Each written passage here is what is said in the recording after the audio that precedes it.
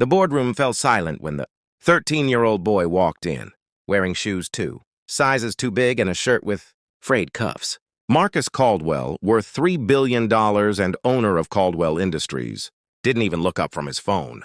He'd seen 1,000 desperate people walk through his doors, each with their sob story, each wanting something from him. This kid would be no different. "Mr. Caldwell?" The boy's voice cracked slightly, betraying his nervousness. Marcus finally glanced up, his steel-gray eyes cutting through the air like a blade. "You have 2 minutes. My assistant said you had something urgent. Make it quick." The boy clutched a worn leather folder to his chest, his knuckles white. "My name is Danny Rodriguez. I can translate the document you need. The one from Prague? I'll do it for $500. For the first time in weeks, Marcus felt something other than boredom. He actually laughed, a sharp bark that echoed off the marble walls. "You? Translate a 19th century Czech manuscript on industrial patents? Kid, I've had 3 professors from MIT and 2 from Cambridge try to crack that thing. They all gave up. It's not just Czech, it's old technical. Jargon mixed with German and some regional dialect that doesn't even exist anymore." "What makes you think—" "Because my grandmother taught me," Danny interrupted, his voice steadier now. "She's from a small village outside Brno. She grew up speaking that dialect. And my grandfather was a patent clerk before they immigrated. I've been helping her translate old family documents since I was 7. Marcus leaned back in his leather chair, intrigued despite himself. The document in question had cost him a deal worth $40 million. It allegedly contained blueprints for a revolutionary manufacturing process from 1887, something his R&D team believed could be adapted for modern sustainable production. But without translation, it was worthless. $500, Marcus repeated slowly. "Why so cheap? If you can really do this, it's worth tens of thousands." Danny's jaw tightened. "Because my grandmother needs surgery. She has a tumor, and we're $500 short for the down payment at the clinic. That'll take our insurance. The surgery is scheduled for next week. I don't have time to negotiate." Something flickered across Marcus's face. Too quick to be pity. Too human to be his usual indifference. "Show me," he said, pulling the document from his desk drawer.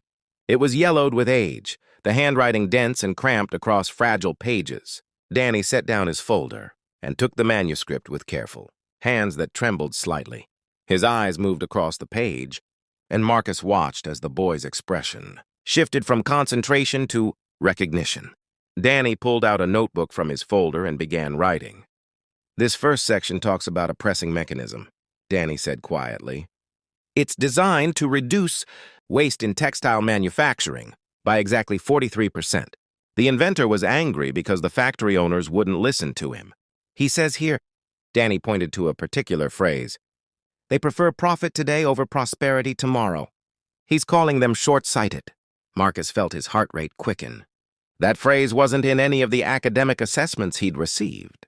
They'd all focused on the technical specifications, missing the human story embedded in the margins. "Keep going," he said. For the next hour, Danny translated. He didn't just convert words from one language to another. He brought the document to life. He explained contextual meanings, regional idioms, and historical references that made the technical specifications suddenly clear. The boy had a gift. Not just for language, but for understanding the human intention behind the words.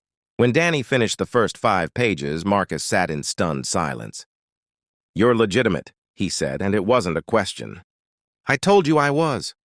Danny closed the notebook. "So do we have a deal? $500 for the complete translation. I can have it done in 3 days."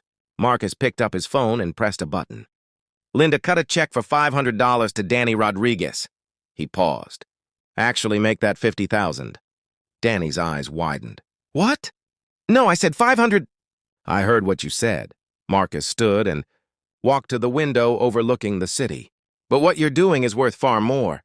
Consider it payment for the translation plus. A bonus." "I don't need charity," Danny said, his voice sharp with pride. Marcus turned around, and for the first time in years, he smiled genuinely. "It's not charity, it's business. You have a skill I need, but there's a condition." Danny's face fell. "What condition?" "Your grandmother's surgery. Which hospital?" "St. Jerome's Medical Center. Why?" Marcus picked up his phone again. Linda, I need you to contact St. Jerome's Medical Center. Find out about a surgery scheduled for next week. Patient name Rodriguez. Make sure it's fully covered. Use the foundation. He ended the call and looked at Danny. The condition is that you let me pay for the surgery completely, and that you come work for me. Work for you? Danny's voice was barely a whisper. Part-time. After school. I need translators who actually understand what they're reading, not just academics who know vocabulary. You have something they don't. You understand context. History, the human element. That's rare. Marcus sat back down. But more than that, he paused and something in his expression cracked. The ruthless businessman facade fell away, revealing someone unexpectedly vulnerable. 20 years ago, I was you, Marcus said quietly. Not literally, but close enough. I was a kid from nowhere with a skill people needed. A man gave me a chance when he didn't have to. He paid for my first year of college when my father got sick. I told him I'd pay him back, and you know what he said? Danny shook his head. He said, "Don't pay me back. Pay it forward." I was too proud to accept it at first, just like you. But he told me that accepting help when you need it isn't weakness, it's wisdom.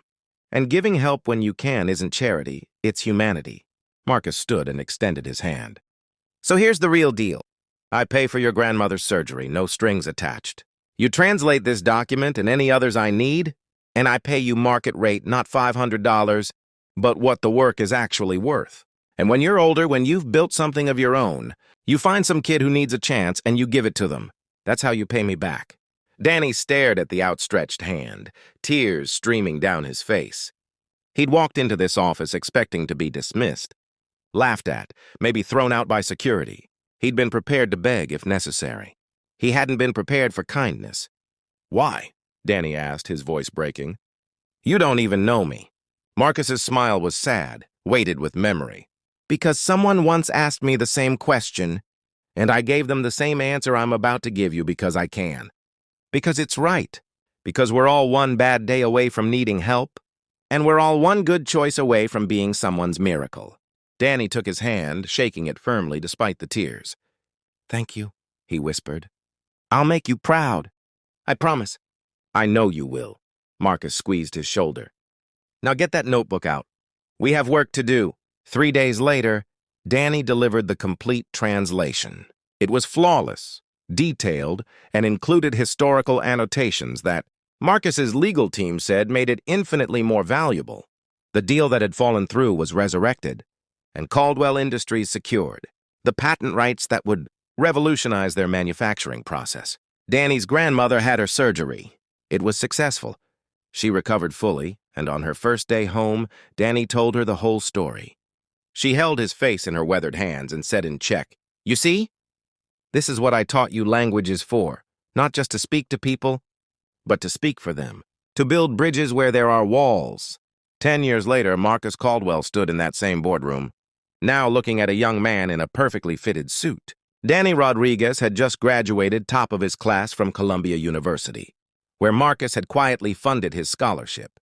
Danny had started a nonprofit, connecting multilingual students with businesses that needed cultural consultants. Ready to join Caldwell Industries full-time? Marcus asked. Danny smiled. Actually, I have a counteroffer. I want to start my own firm, and I want you to be my first investor.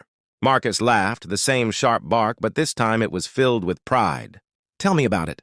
As Danny pitched his vision for a company that would employ immigrant youth as translators and cultural bridges, Marcus felt that same flicker he'd felt a decade ago. Not pity, not indifference. Something purely, powerfully human. When Danny finished, Marcus asked the same question Danny had once asked him. Why? Danny's answer was immediate. Because I can. Because it's right. Because someone once gave me a chance, and now it's my turn to pay it forward. Marcus signed the investment papers that afternoon. The firm Danny built would go on to employ thousands of young people, creating opportunities where there had been only obstacles, and every employee heard the story of the $500 translation that changed everything. Because sometimes the most valuable things in life can't be measured in money. They're measured in moments of courage, in choices to see potential instead of problems, in the willingness to bet on someone when the world tells you not to. That's not just good business. That's humanity at its finest.